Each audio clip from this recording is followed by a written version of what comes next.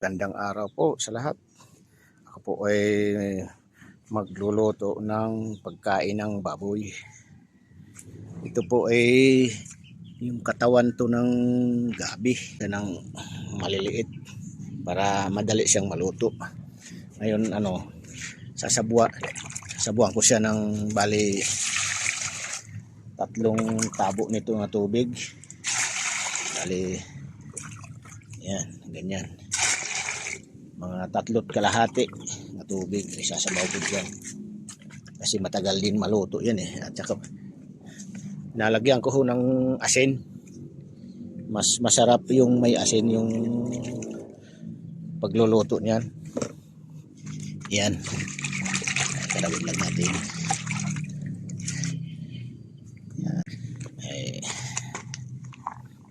Sinsya na kayo isang kamay ang gamit yung isang kamay ko kasi hawak sa cellphone. Yan, ganyan lang. Maganda nito kasi masustansya to na gabi, lalo na ngayon na medyo mahal na yung mga pagkain na nabibili natin sa pamilihan. Yung sinasabi nilang growers medyo mataas na. Pagka mayroon man lang kayong gabi na makukunan, lalo kung mayroon kayong tanim, maganda tong ganito. Medyo matrabaho nga lang kasi babalatan mo pa bago gagayatin ng ganito. Mas maganda yung ganyan, maliliit paggayat. Ayan.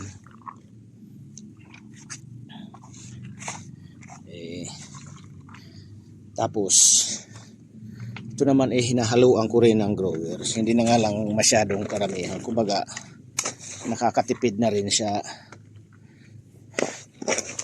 growers na pagkain. Grower. Yan. Ayan. Bubuhos ko na lang to. Hirap kasi isang kamay ang gumagana Yun, naglipad na yung aking naglipad na. Ito mamaya ko na lang to sasalin pagka yung may natirang kunti. Pagka ito kasi pagkahabang kumukulo to bumababa, kaya pwede yan isalin na maya pagka pagka kumulo na. Ayan. Tapos nalagyan ko po ng dahon ng saging. Kasi yung takip niya, hindi talaga yan ang kanyang takip. Aking kasirola ang pinaglulutuan. Ayan, ito yung takip. Yan ang aking itinatakip. Tapos, yan. Bubuhatin ko na doon sa apoy. Mayroon akong apoy din Ayan na. Kasalang na siya dyan. Yan, ayusin ko na lang itong kanyang apoy para maluto.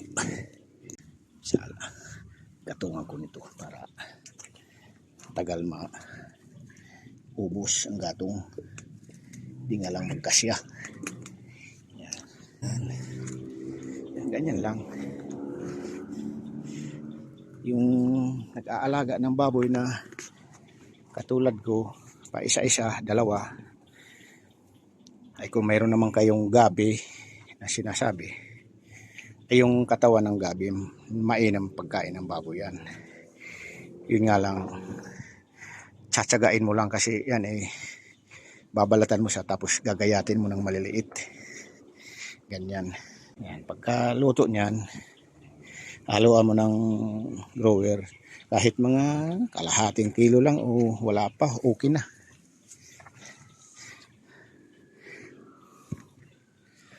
Ayan. Andito nga pala yung aking pakakainin. Ay baka hanggang ngayon tulog pa kay busog yan kanina Ayan, narinig ang boses ko bumangon. Ayan lagyan ko ng tubig kay alagay ko na uuhaw to.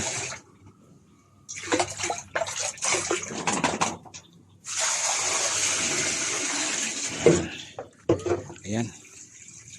Ayan. Ayan. Yan ang mayang hapon na yung lulutuin ko. Iluluto ko na yan. Para mamayang hapon na yung pagkain niya. Sige po. Salamat. Shout out sa lahat nga nanonood ng aking video, o kung pwede paki-share na lang para marami pa rin ang mga katulad kong nag-aalaga ng baboy, yung paisa-isa, dalawa. Malaking tulong yung may tanim kang gabi, yung katawan maganda pang pagkain sa baboy. Sige, salamat po at magandang araw sa inyong lahat. Salamat po.